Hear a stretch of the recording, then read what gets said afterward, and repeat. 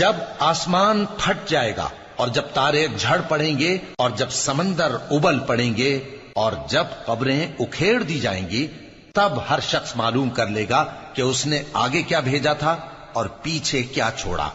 اے انسان، تجھ کو اپنے رب کریم کے بارے میں کس چیز نے دھوکہ دیا؟